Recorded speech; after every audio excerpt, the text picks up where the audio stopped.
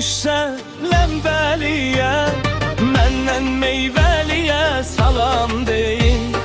Ürəyin il deyir hey yana yana, məndən meyvəliyə salam deyin.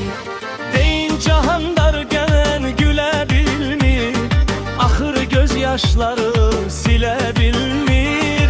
Deyin qocalıbdır gələ bilmir, məndən meyvəliyə salam deyin.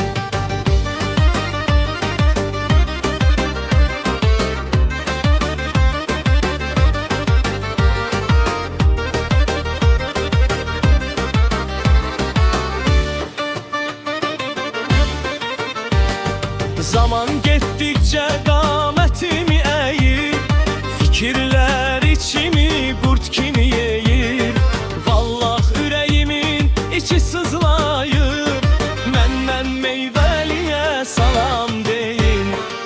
Xəstəyəm, yanmıram öz halım üçün, nə yazım öz elim mahalım üçün. Lə darıxıram vətənim elim üçün, məndən meyvəliyə salam deyin.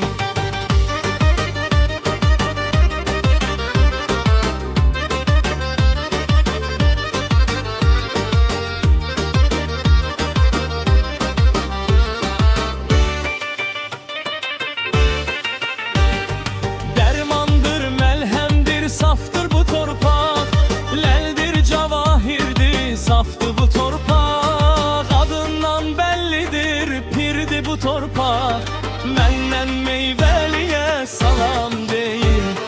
Bir gün yetər sona qəriblik günüm, eli görmək olar qismətim payım. Ana damarımdır debetim, kür çayım mənim, məndən meyvəliyə salam deyin.